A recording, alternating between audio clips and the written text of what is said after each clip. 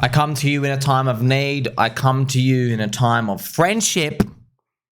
Nah, I'm just joking, friends. I don't need anything from you. I just want your kindness. Let's go through some altcoins. Basically, everything's in the same situation. They're down 50%, up to 80%. Some are poking the 90%. You can't really control it. If you go back to 4 years ago, it was the exact same situation. And I found myself looking at all these coins. And I was like, wow, which ones to pick from? They all smell like poop. That's right, friends. They all did smell like poop. Now, I'm just going to speak about pDAI today, but it's actually, there's many more altcoins, friends. They're all in the same situation. There is an enormous pDAI wallet who is capitulating hard. You see these 32% basically in one single hour has actually been capitulating hard. My gosh, hard. This is the pDAI price chart. And yeah, I'm just going to be completely honest with you and myself as well, friends. This is a weekly chart. This is nasty. See, man, unfortunately, yeah, it's flipped red on the weekly super trend. You know, when you flipped red last time, look at that. It was basically, man, another 2 months before it could start to go up. So that's crazy. That's like October, November. Hey, at least it did go up before. Maybe that's what happens again. Yeah, everything looks good on a log chart. Loggy McLog, yay, log chart. Let's change it to the pulse pricing so we can get a better picture of it as well. Yeah, log chart looks nice. All does is actually blown through here. It's around 77%. You know what the drill is, man. Just whatever. There's no other way to make it except to believe. How many times I tell you this? There is literally no other way to make it to believe. And trust me, I went through every chart, thousands of them last cycle before the bull market started because I wanted to know the formula. I wanted to know, if a coin drops more than 60%, does it mean it's poop? Does it mean it's dead? No, it doesn't. Solana, maybe you've heard of it. Solana dropped 80% against Bitcoin. Matic dropped 93% against ETH. So Solana does an 80% drop, then goes 108x. That's how much I made. Then Matic dropped 93% against ETH. And then it goes on and does a 39x against ETH, which is about 120x against US dollar. All right, I think it did 180x when you look at it. So that's the situation that you find yourself in. You just don't know, man. I know the red candles fans, yeah, I know they suck. That's why you're going to ask for some nice pumping UG music. We're going to freaking crank it, friend. Crank it! I trained shoulders today, friends, so I can't, you know what I mean? I can't dance as aggressively as I want to. Now, one big guy's been capitulating a lot of pDAI. He's down to 200 million pDAI. That's right, after capitulations. It's about 300K there, but I've heard people have said he's got like 800 million left. Yeah, it is what it is. Yeah, so a mixed bag of comments. Some people, obviously, the loudest cheerers, they basically disappeared into the shadows. Then there's other people saying, hey, man, everybody has a right to take profit. Yeah, it is what it is, man. It's the markets. It's the markets, friends. Look, here's the thing, man. If all it takes is one guy, if one guy is the guy who sends a coin to zero and it stays zero, then you're like, well, I guess it was never destined for greatness anyway. But you know, it doesn't mean one guy can't make him go down. One guy can make any coin go down. But do they stay down? Right? It's up to the power and the friendship of everyone working together. PulseChain altcoins are all in big discount zones. I'm seeing there's more Tangang FUD coming out. I saw some people trying to like make posts about orange gooey and stuff. I mean, it's same thing as everywhere else, friends. This is HOA. By the way, you get these price charts down. Why do you get these price charts down? It's not because the altcoins are poop. It's because the spear is garbage, okay? What is the spear?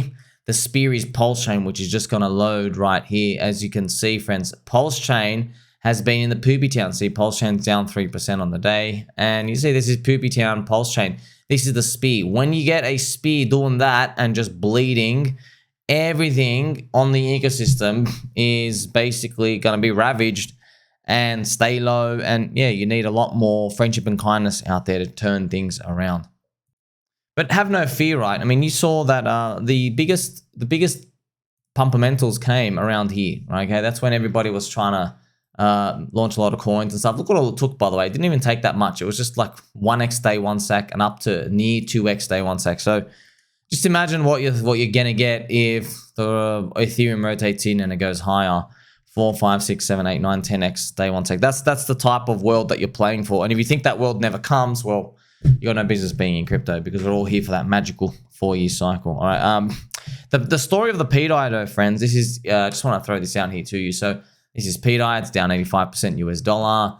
Just showing you the discount zones. This is that guy's wallet. Apparently he's got other ones. This is 200 million pDAI still in here, man. That's ravage. So now I thought I was going to have to tell you this in the next bear market, but actually we fast forwarded it today. So just get you to see. And the pDAI Atropa ecosystem, great ecosystem, wonderful. Shout out to everyone in it. But every one of us holding Atropa will also, if you listen to people in the industry, especially in PulseChain, they'll put in these false narratives. And you're probably going to think, oh, the pDAI to $1 narrative is false. No, not that one. Okay, that's dreaming. You're allowed to dream. Hey, man, Michael Saylor comes out and says $49 million Bitcoin, right? With a growth rate that's literally nearly impossible.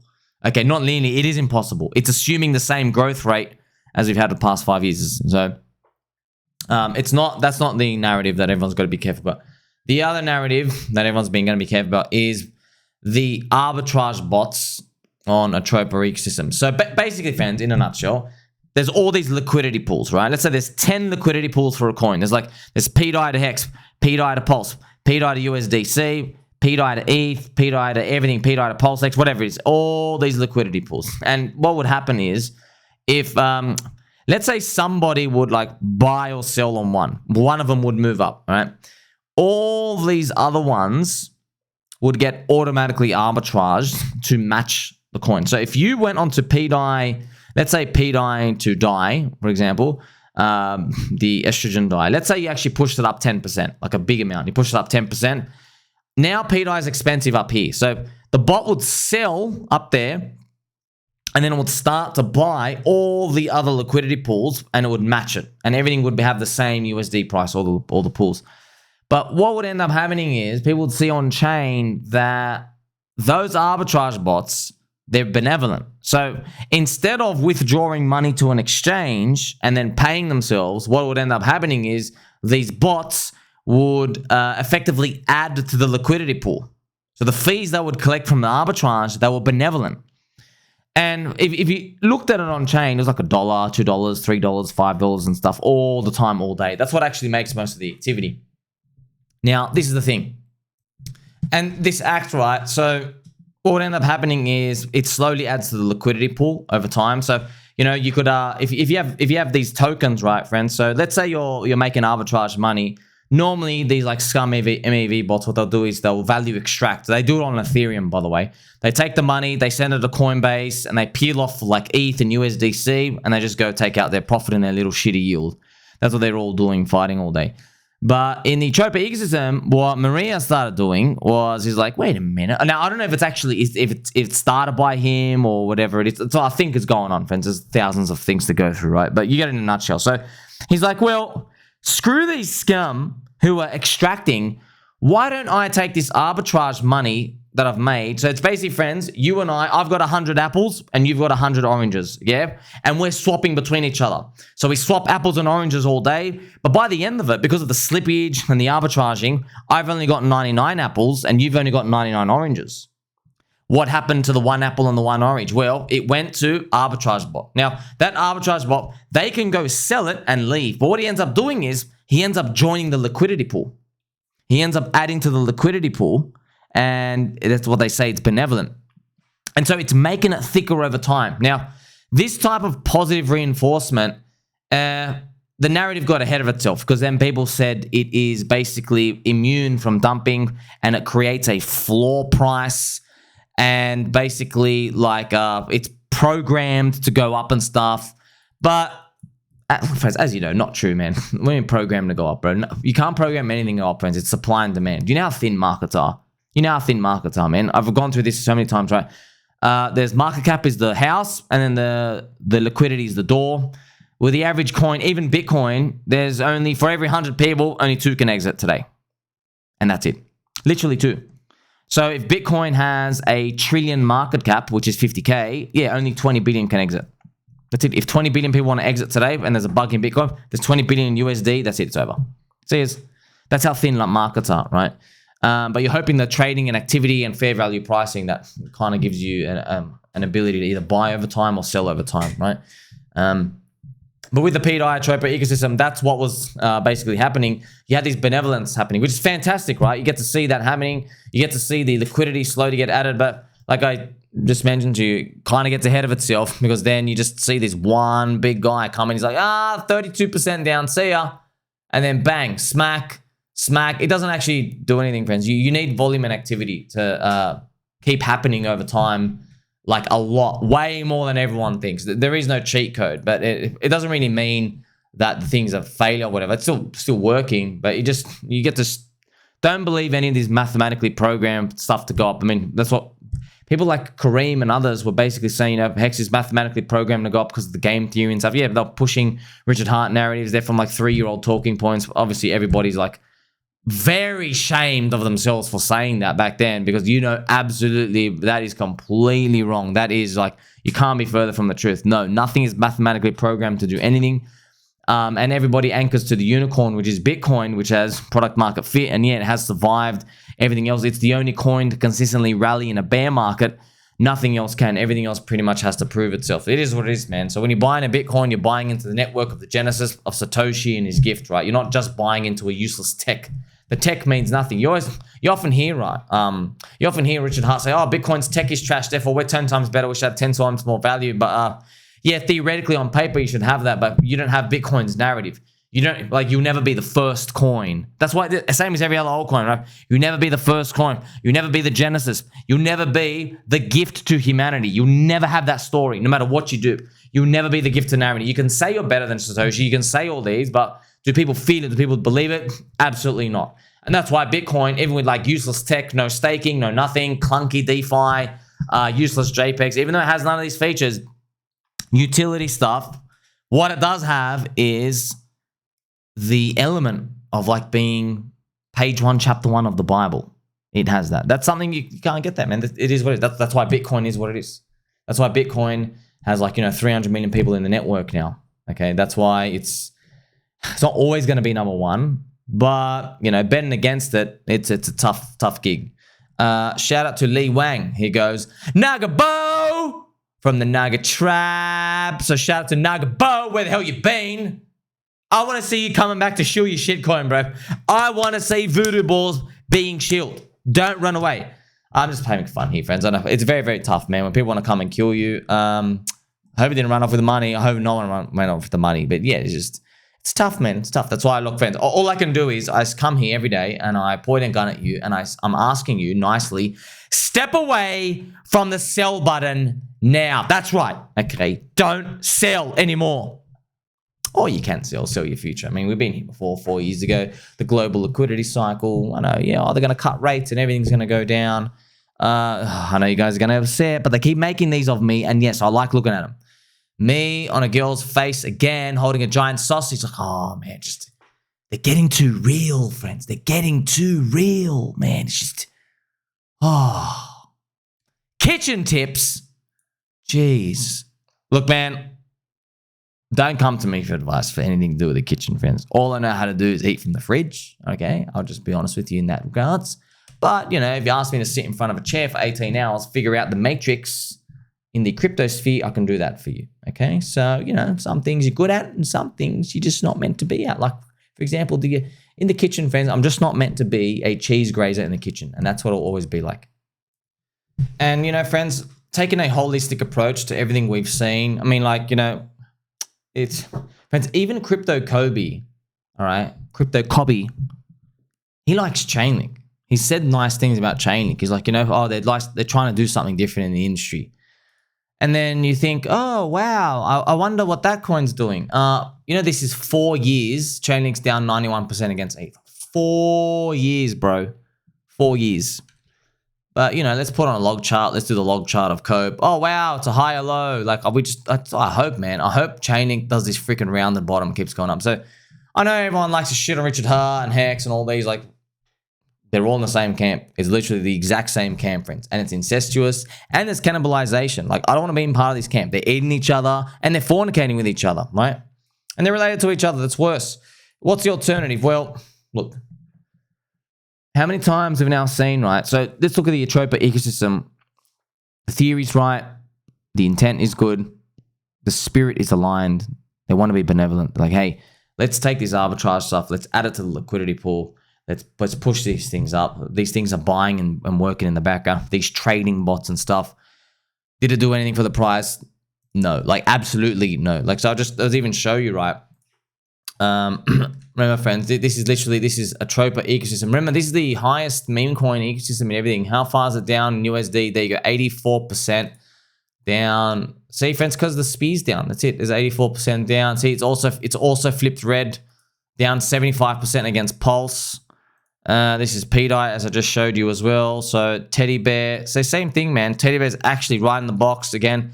It's now, I think it's flipped red on the weekly strip chain. No, it hasn't, but it's just flipped red on the 3-day. But still, you know, Teddy Bear still down. There you go, 70% against Pulse ratio. So there you go, 77% down. That's our weekly chart. Yeah, it is flipped red on the weekly. This is a USD chart. So as you can see, man, like biggest ecosystem, you had B-Roots with the most amount of followers. Yeah, it doesn't stop the price thing going down.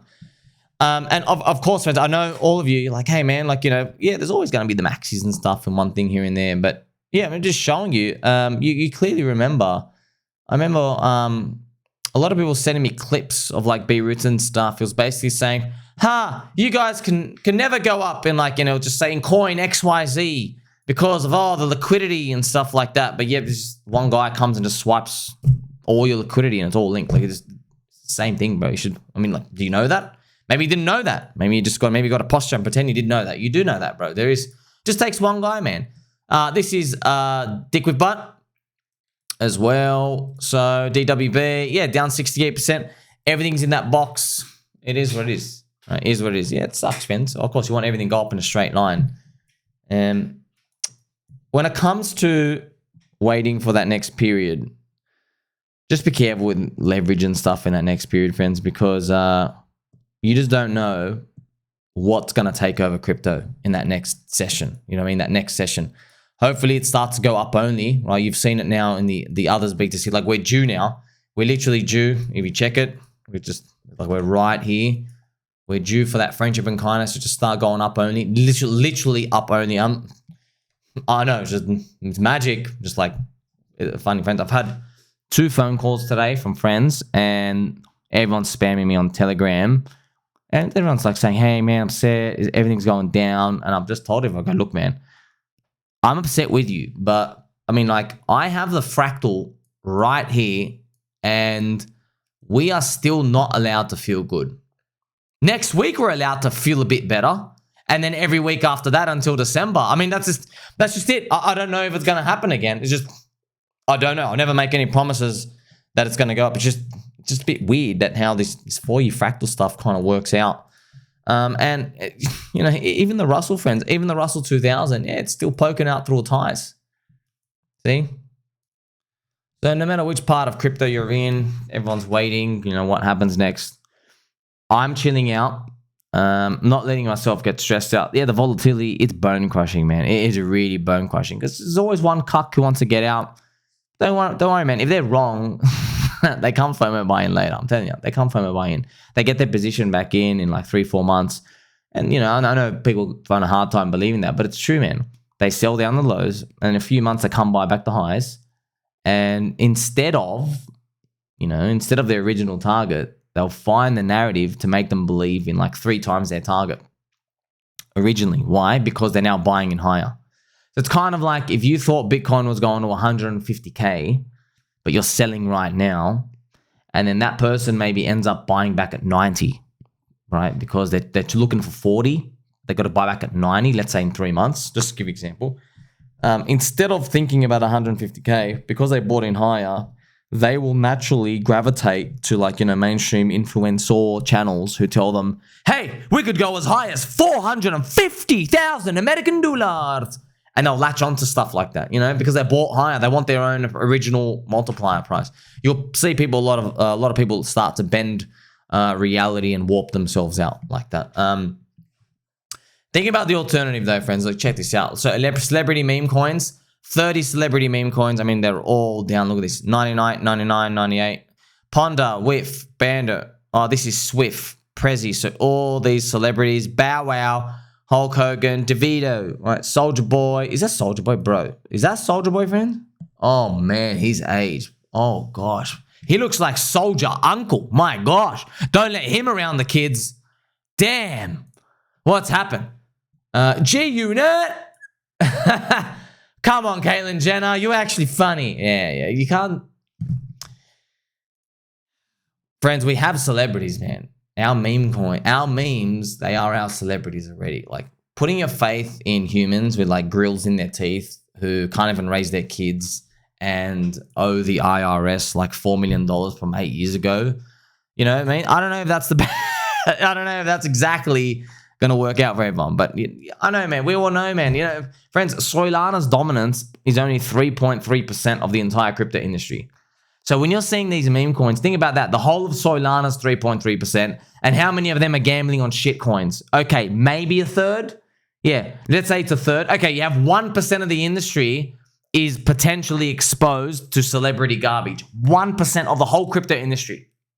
1%. It's actually less than that, but you know, there's 520 million people in crypto. 1 million people, 5 million people would be 1% of it. It's actually less, but it's because it's the loudest. We basically like go, oh, but you had a chance to make money. Yeah, they had a chance to, but they didn't do shit. They just got robbed. Let's see what happens in the next phase, friends. Don't forget who loves you. Okay, be patient. You've already been patient. Like, trust me, friends. You know this table, and this fluffy microphone is sitting on a table. I want nothing more, friends. I want to grab this table with both hands, and I just want to flip it, and I want to punch a hole in the wall. I want to get this table. I want to break it on my knees. Actually, I want to throw it out the window. I just want to start smashing everything. That is the rage I have when it comes to markets here. So I'm not going to pretend to be like, oh, yes, namaste. Yes, be pleased. No, I want blood. I want blood. Show me the bears. We're going to take them on. Pray for green candles. Catch you soon.